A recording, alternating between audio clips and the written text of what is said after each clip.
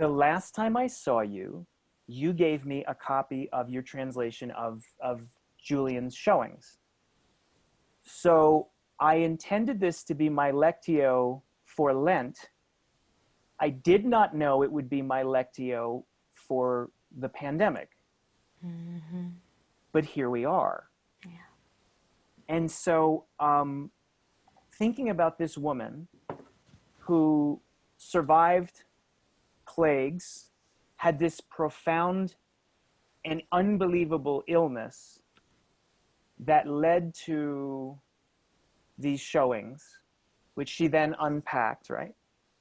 And I'm thinking even about, a friend keeps reminding me that the word apocalypse means unveiling. I can't help, this is my random question.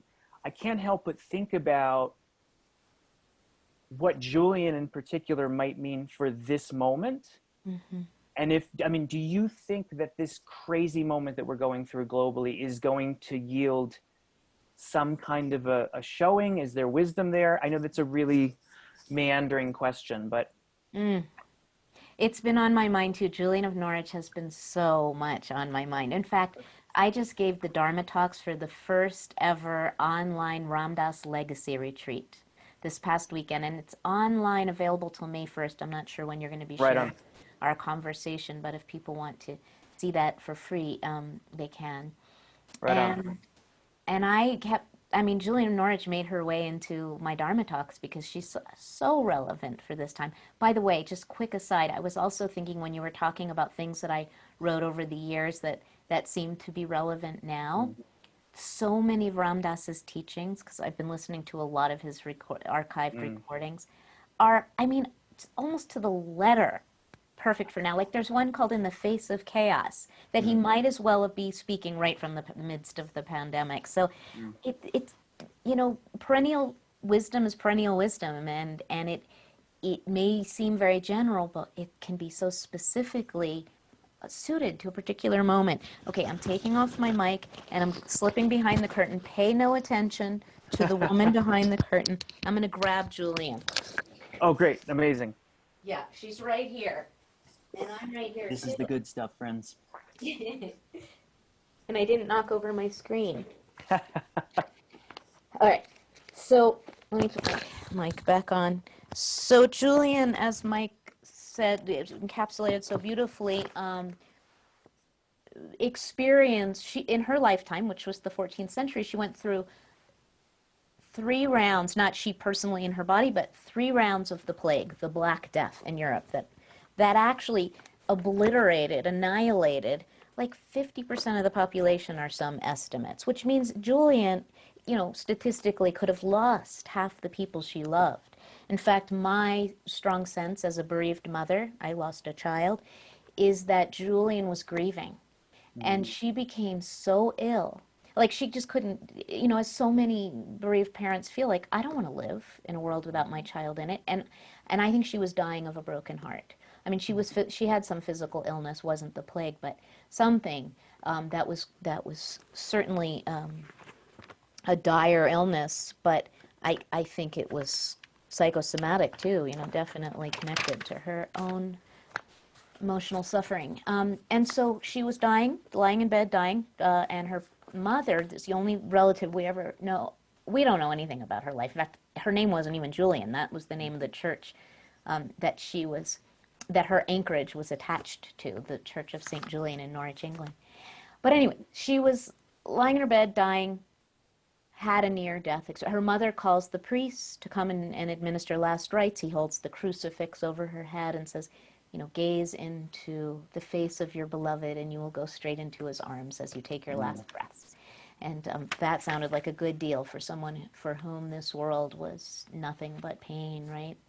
And so she gazed at the crucifix and everything around it dissolved and Christ came alive and revealed to her his passion, but not as a place of torment and lament exclusively, although of course that element was there, but also as an offering of, she uses words like friendliness and courtesy and hominess.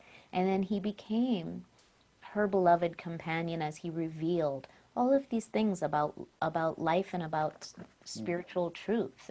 And the main truths, in my mind, that he distilled for her were that sin isn't a thing. Sin is no thing, he says, has not a particle of substance, except for the consequences of certain actions that cause us and others suffering. Why would a loving God then punish us later for what we already have to endure in this life by virtue of taking these missteps, but also all the other suffering that comes in this life, like the Buddha taught us.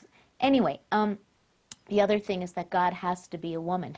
God has to be the feminine, the mother, because it is such a motherly act to break herself open and pour herself out for us. So I love that. So her famous saying, of course, that so many people are familiar with, probably all of you, is my version, my translation: all will be well, and all will be well, and every kind of thing shall be well. This is that has come to many of us through Julian over the years. And at the very end of the showing, so I translated this from Middle English, is what I did, into a contemporary English. So at the very end, very end of the book, she unpacks that phrase. So as Mike said, she has these showings. In her near-death experience, she recovers. The minute she recovers, she writes it all down. Thank you, Julian, for doing that, because it's just treasure. And then becomes an anchoress and attaches herself in this small cell to the Church of St. Julian in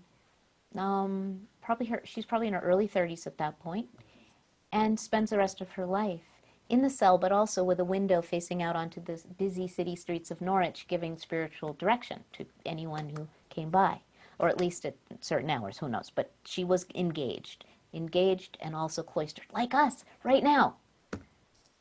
Yeah, she was in her cell, praying and loving God with all her mind and all her heart and all her soul and body. And she was offering herself to those in need, with boundaries, I'm sure. Wow, that's well said. Wow. Right? And they were bringing her food too. People brought her treats, supposedly. She was in there with her cat too, right? And there was a cat, and Right and there's evidence that she was raising bees. In fact, the cover that my publisher found for this book, it looks like loaves of bread in the window. It's not. It's beehives. Oh wow! I did not know that. I Look know. at I found all that these out. names. Wow, that's cool. Bees in the garden of the human spirit. Okay, Wow. so let me quickly read this. So this is the second to last chapter, I think. Nope, it's the last chapter. It's What oh no, page? it's second last chapter, 85. I mean, it's showing 85, page 223. Got So it. there are 86 showings, and this is 85. I marveled at this vision. I mean, there aren't 86 showings. There are 16 showings. There are 86 chapters. I marveled at this vision, for in spite of our blindness here on earth and the foolish ways we live our lives, our endlessly gracious God still holds us in the highest regard and rejoices in all we do and are. We please him most wisely and truly, believing in his love and rejoicing with him and in him, just as we shall one day come to live in the endless bliss of God, praising him and thanking him with all our hearts. So he has loved us and known us in his boundless foresight since before time began. He created us inside this love without beginning, and he protects us within that same love. He will never allow anything to impede our ultimate joy. And this is the part that's so extraordinary. I mean, that part was pretty great, but she says, and so, when the final judgment comes and we are all brought up to the heavenly realms, we shall clearly see in God all the secrets that are hidden from us now. Then, none of us will be moved in any way to say, Lord, if only things had been different, all would have been well. Instead, we shall all proclaim in one voice, Beloved one, may you be blessed because it is so. All is well. We see now that everything happened in accordance with your divine will, ordained before the beginning of time. Now, that's very Christian language, right? And we can translate that in our own hearts in a way that is more directly relevant to the shape of each of our lives and of our own soul language. But the thing that at the heart of this message that Christ gave to Julian and Julian's giving to us is that it may not look like it right now, but it's not just like there's some heavenly space that we're going to get to where it will all be revealed. She's telling us right now, because Christ told her, guess what? It's not like it's all going to turn out fine in the end. It's that we will eventually, when our eyes open, when the eyes of the heart fully open, and we all have glimpses all the time. It's our birthright. When the eyes of the heart open, we see that all has been well all along. So how do we maintain that cosmic perspective where the architecture of the universe is perfect and beautiful, and stay, not use that as a spiritual bypass, but stay connected in a place of deep care? So we know the perfection, the beauty of it all, and the goodness of it all in our hearts. And here in this relative world, there is tremendous suffering. Those on the margins, those on the front lines. How do we stay in a place of deep care while keeping that, what Ram Dass called that witness, connected? I think contemplative practice helps a lot. Some kind of contemplative practice. You don't have to sit, with your ass on a cushion for half an hour a day every day, but some kind of intentional spaces of stillness where we learn about the nature of our own minds and we learn to not believe everything we think. That right there is a great skill. Wow. That's amazing. This is so good. I'm so, goodness, my heart is bursting with this. Thank you. You're welcome. I'm going to share, I know we're coming towards the end of our time, but I'll share one super nerdy thing with you. And then so I used to, I've written a lot about the book of Job for whatever reason. That's my jam. And so using super nerdy theological language, I would always come back to this thing when I would read Job and some of the mystics. And Christian theologians get all wound up about theodicy, which for everybody watching is the question of, if God is good, why do bad things happen? And when I would read Job, and I've been thinking about this reading Julian, I would always come back to this idea that the only real answer to theodicy is theophany, which is that divinity shows up in suffering, and we should too. And there it is, right? And That's beautiful, Mike. That is so beautiful. Thank you. I have been so astounded reading then your work about women mystics, because I'm like, this is something that has always been known and exemplified, and I see it in the lives and the teaching of all these women mystics, and yet there's always been, the religious system that then tries to to turn it into some logical formula, which it just doesn't do. So goodness, thank you. I couldn't ask for more except to say anything you would share with us in the way that you think the wisdom of the women mystics show us how to be here now and how to move forward.